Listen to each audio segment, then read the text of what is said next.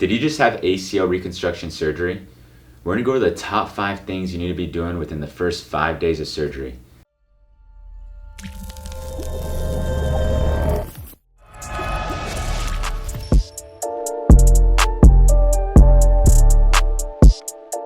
My name is Dr. Marco Lopez, Doctor of Physical Therapy and Certified Strength and Conditioning Specialist and co-founder of the Basketball Doctors.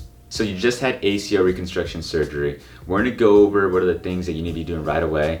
So this is not including for people that had a meniscus repair because that has different restrictions, but we're talking about ACL reconstruction surgery.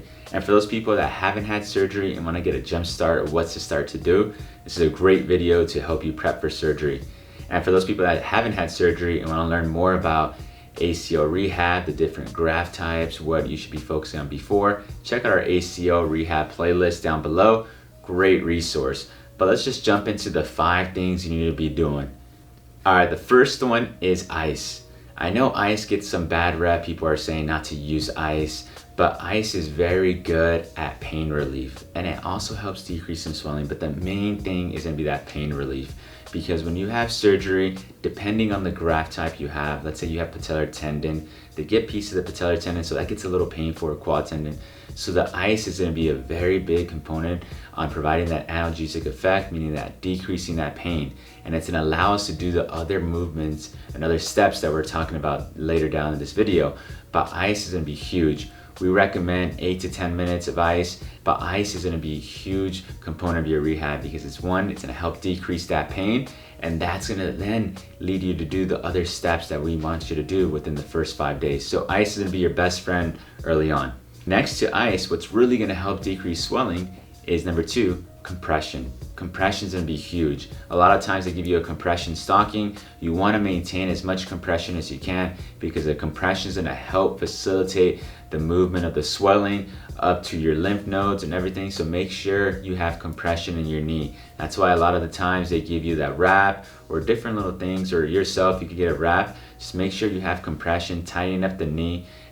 But when you compress it, you don't want too much compression where you don't feel your toes, but we want enough compression that helps squeeze up and push all the fluid in there, especially because early on you might be in your bed, you might not be moving as much, so we want as much compression to help facilitate all the fluid movement.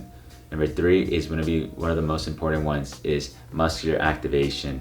So early on, you just had surgery, you can't really do squats or anything, but what you can do is start to get the mind-muscle connection going. So squeezing the muscle. The first one, the big one, is the quad. Try to squeeze that muscle as much as you can. And ice and compression are gonna help that because that's gonna help decrease swelling. And when you have less swelling, easier to activate the muscle. So squeezing the muscle, the quad muscle, we like to use a lot of the NMES, the electrical stimulation. So it's not TENS. The TENS is like the feel good, little buzzy, and we want actual contraction in the muscle. So with those units, the NMES units, they really provide that stimulation in the muscle. And that's gonna help activate that quad. But if you don't have it, just think about squeezing your quad as much as you can. Every time you see your knee, try to squeeze it because we want that repetitive muscular action. Another one is the calf muscle too, because like I mentioned, you might not be moving around as much. So either doing, ankle pumps or just squeezing your calf, moving your foot up and down to squeeze that calf muscle, that's gonna be huge as well. Another muscle is the glute. You're laying down, sitting down, just squeeze your butt muscles. Squeeze it as much as you can. I like to have people do the holds, like squeeze, hold it. That way you start encoding that signal back to those muscles, because you'll be surprised how much muscle you'll lose right away after surgery because of the disuse and you being bed bound. So those are the 3 key muscles. Also, you can do some core stuff as well, but stick to right now the glute muscle, the quad muscle, and the calf muscle. Glute by squeezing, and then quad, squeezing as much as you can, using some assistance with the electrical stimulation, and then also the calf muscle, just doing ankle pumps, moving your ankle up and down. So far we have ice, compression, muscular activation, then we're gonna go into some movement, okay? And the other ones are keys because they're gonna allow us to do this stuff. Because if you have too much swelling, you're not gonna be able to do some movement. And when we talk about movement, we're talking about bending and straightening your knee. So bending your knee, you can start doing some slight bending just to get the knee moving. If you want different options on how to bend your knee, we have a great video on our ACL playlist. Click the link down below. but getting the knee to bend slowly. You don't have to overdo it, you don't have to push it, but we just want some general movement there. We also want some general movement in getting your knee straight, and that's gonna be through getting your quad stronger or just activating your quad. That's gonna help get your knee straight, and also just kind of forcing your knee to try to get a little straighter. And the biggest thing is just getting some general movement. Like, I like heel slides a lot, so when you're laying down on your back, you're bringing your knee towards your chest and then you're letting it go, just getting some kind of movement to get the knee moving. You don't want it to be just completely straight for 5-6 days, because normally times it's not completely straight, slightly bent, and then it start building up some scar tissue, muscular restrictions. You want to start getting some movement as quickly, often early on.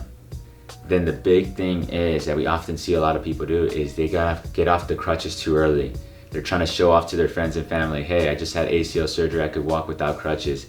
Use your crutches, because what's gonna happen is when we walk too much, when we overdo it after surgery, especially in those couple of days when you have the nerve block, you're like, oh yeah, this is gonna be easy, your knee starts to swell up. So listen to your body, use your crutches. I usually tell people use 2 crutches to really, you're still putting weight bearing, you're still putting weight on your leg, but you're using those crutches to assist you with walking, because a lot of times you don't have the full range of motion to allow you to do a proper gait pattern, so you have to use your crutches to assist you.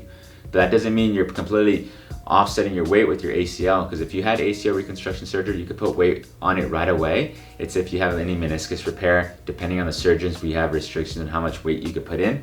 But if you had the ACL surgery, you can start putting weight right away, and we want you to use the crutches for assistance with walking. And you don't want to overdo it with the walking or weight bearing, because your knee might swell up. But so it's a fine balance. Don't overdo it, but just make sure you get your movements throughout the day. I usually encourage people every 2 hours, get up, walk around, and then you can sit down, ice it, but just get some movement. You just don't want to be deciding to go to Disneyland on day 5 after surgery and when your knee blows up. So just to give you guys a recap on the 5 things. We had the ice, remember it's gonna help with decreasing your pain. We had the compression, that's gonna help decrease that swelling. We have the muscular activation, we gotta get those muscles activating, the quad, the calf, the glute. We also have to get some movement. We're working on a range of motion, bending the knee, getting the knee straight.